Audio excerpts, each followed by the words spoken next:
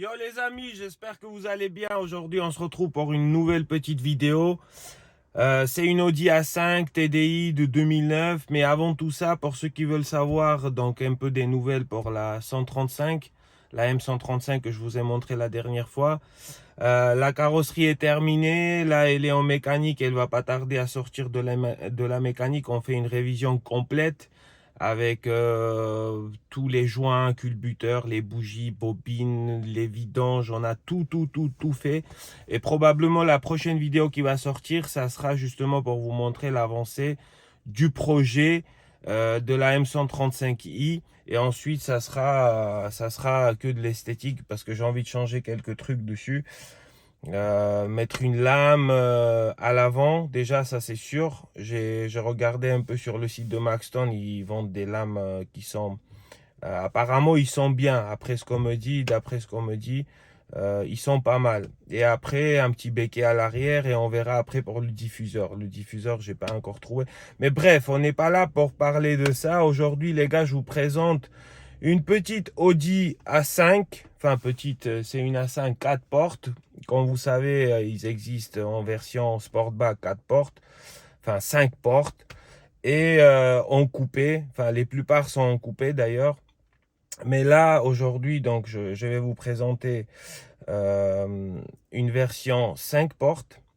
La voiture, elle est de 2009, fin 2009, donc modèle 2010. C'est un 2 litres TDI 170 chevaux, en sachant qu'ils existent, il y a eu beaucoup de motorisation dessus. Il y a eu des 2 litres à 140 chevaux, 170 chevaux. Ça, c'est ce modèle-là, là où je me trouve actuellement.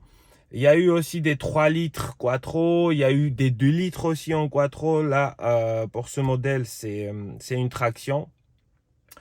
C'est vrai que j'ai pas l'habitude j'ai jamais eu de traction. Tous les Audi que j'ai eu, c'était toujours des quattro, surtout après une Audi A8.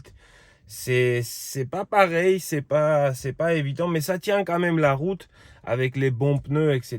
Voilà, c'est pas mal. Après, j'ai pas fait trop de kilomètres avec, je l'ai pas gardé longtemps. Comme je vous dis, c'est une voiture de transition, c'est vraiment un attendant de trouver autre chose. Et là, par contre, dans une semaine, j'ai un client qui vient de Corse.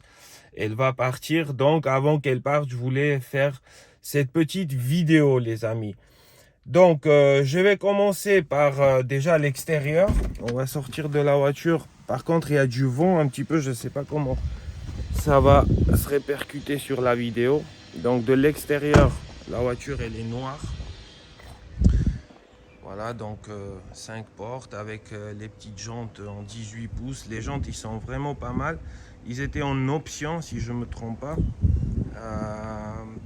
En étoile, comme ça, 5 branches. Donc couleur noire. Voilà, c'est une banane, quoi. On appelle ça des bananes. Même les Mercedes, là, les grands coupés, ils ressemblent un peu à des bananes. Avec l'arrière qui vient comme ça et tout le coffre qui s'ouvre. D'ailleurs, je vais vous montrer le coffre parce qu'il est vraiment gigantesque. Enfin, je le trouve vraiment énorme. Il est même plus grand que dans ma A8 que j'avais juste avant. Donc voilà, ici vous avez des rangements. La voiture, elle est très propre. Elle est super propre. Vous avez des petites triangles, tout ça, des petits rangements ici. Et pour mettre 2-3 valises, c'est vraiment vous y allez tranquillement, quoi. Donc voilà pour ce qui est le coffre, je ne vais pas m'attarder trop là-dessus. Ensuite, le 3 quarts, il est comme ça. Après, il a vraiment de la gueule, hein. Moi, on me dit franchement pour une voiture de 2009, pour ceux qui ont des petits budgets, enfin les petits budgets, entre 10 et 15 000, tu vois, ça dépend de kilométrage. Là, cette voiture-là, je l'ai achetée avec 155 000 bornes. Mais franchement, la personne qui me l'a vendue, c'était une personne hyper correcte. C'était une personne qui a déménagé sur Nice de Lyon. Et la voiture, elle a été suivie, mais suivie de A à Z, avec toutes les factures à la concession, la distribution qui a été faite. Pour ceux qui ne savent pas, c'est tous les 120 000 avec la pompe à eau, etc. Et même, vous pouvez constater par vous-même que la voiture, elle est vraiment hyper propre. Le seul truc qu'elle avait, c'est ça là. la petite rayure ici. Bon, je l'ai laissé comme ça. J'ai pas refait parce que ça servait à rien, parce que je savais que j'allais pas la garder de toute façon. Et une petite rayure ici à l'arrière. Voilà, c'est tout ce qui est là au niveau carrosserie. Voilà, sinon franchement je suis assez surpris de la voiture. Voilà, déjà je vous montre l'extérieur, je vous montre un peu le moteur aussi, à quoi ça ressemble. Après, pour ceux qui connaissent, hein, c'est un moteur de litre, le même que dans les Volkswagen, les Golf, etc. Enfin, c'est un moteur qui est assez répandu. Après, ils existent en 2 litres aussi, 2 litres turbo. Les versions américaines, en Europe, c'est assez rare. Mais aux États-Unis, ils sont très courants en essence. Voilà, donc un petit moteur avec une cage ici. C'est une 4 cylindres. Voilà, donc rien de très intéressant, un moteur classique de groupe VAG. On va aller à l'intérieur, les gars. Il y a une chose, il y a une petite détail. Cette voiture, elle appartenait à Audi au début. Donc, vous voyez, l'intérieur, il est assez original, on va dire. Il faut aimer, en bicolore comme ça. Je vous montre un peu le ciel de toit. Il est assez propre. La voiture, dans l'ensemble, elle est super propre. Voilà, donc les sièges en bicolore. Après, comme je vous dis, il a une forme de banane. Bah, l'auteur, c'est pas très haut. Après, ça dépend des personnes, hein. Moi, les enfants à l'arrière, ils sont à l'aise. Et il faut savoir aussi un truc, c'est que c'est une 4 places. Hein. C'est une 4 places, donc il y a seulement 4 ceintures. Ça, au début, je ne savais pas. J'ai découvert ça après. C'est vrai que j'ai pas posé la question. Et au niveau des options, les gars, regardez. Et là, comme je vous dis, elle appartenait à Audi au début. C'était une voiture démonstrationnelle. J'ai vu ça même sur Istovec.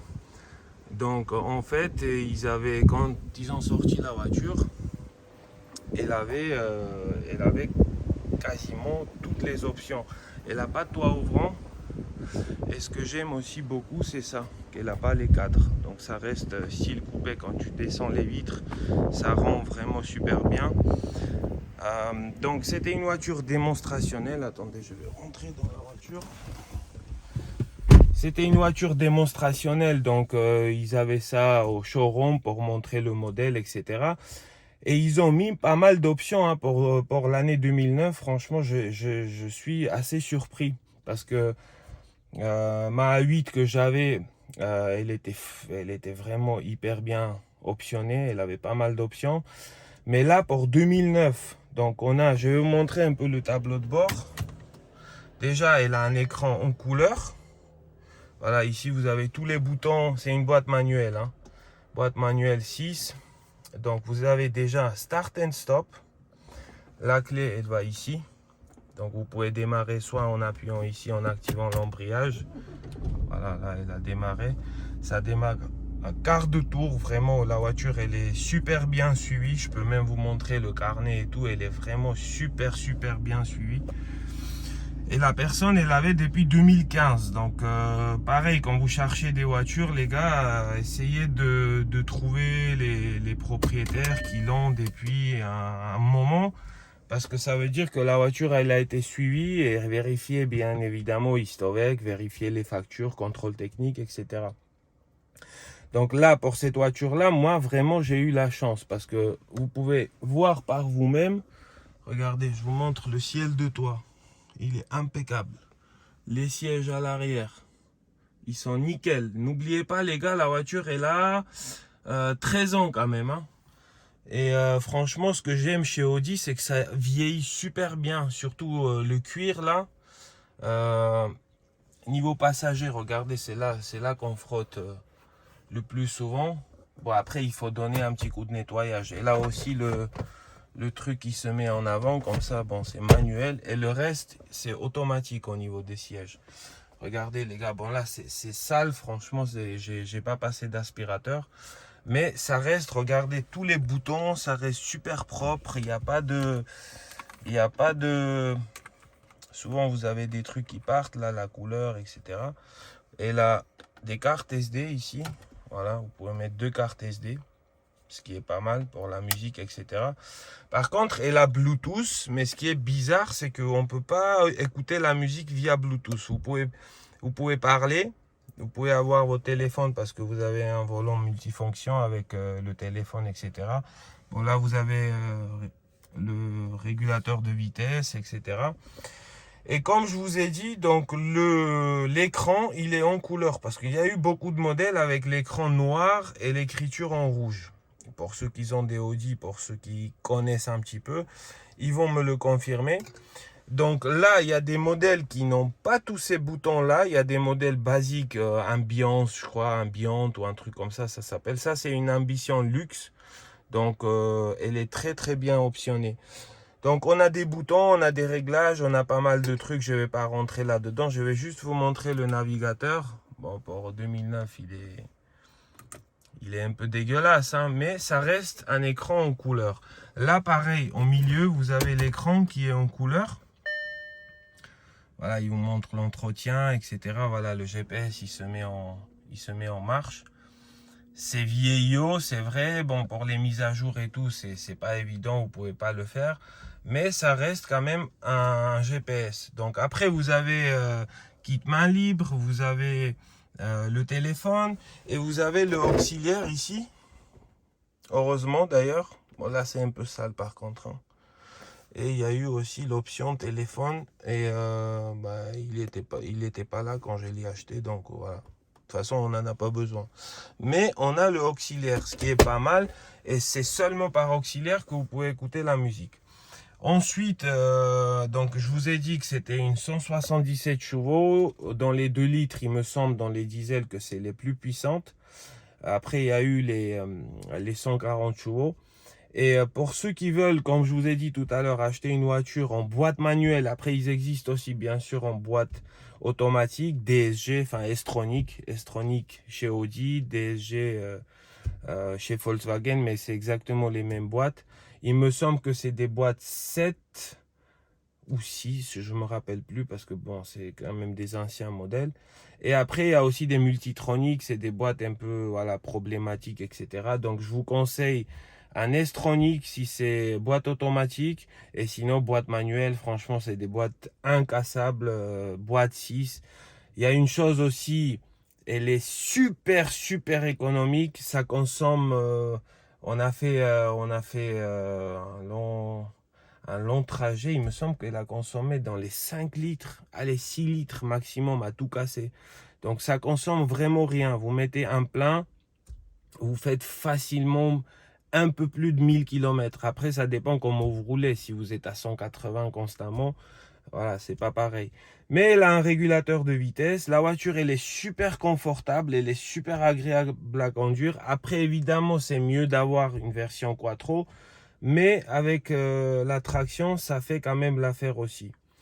Donc, après, il y a des 3 litres, évidemment, avec les moteurs à chaîne. Là, c'est les moteurs qui sont avec le courant de distribution, où on le change tous les 120 000 avec pompe à eau, etc. Bon, c'est une facture de 600-700 euros, 800 euros, ça dépend où vous le faites. Mais il y a aussi les versions avec la chaîne en 3 litres et bien sûr, ils sont plus puissants, ça dépasse les 200 chevaux. Je ne peux pas vous dire exactement combien, mais il me semble que c'est 200, entre 220 et 240. Je ne suis pas sûr. En tout cas, celle que j'avais... la A8 que j'avais, c'était une 3 litres, c'était une 2012. Je vous parle d'une A8 que j'avais il y a 2 ans et c'était 250 chevaux. Mais c'était quand même pas mal parce que la voiture, elle pesait plus de 2 tonnes. Et par rapport à A5, A5 c'est plus léger. Donc voilà, si vous voulez une voiture économique, si vous voulez une voiture boîte manuelle surtout, voilà, je vous répète encore une fois, c'est des boîtes incassables. Pas trop cher à l'entretenir, franchement, faut rester honnête, pas plus cher que d'autres voitures.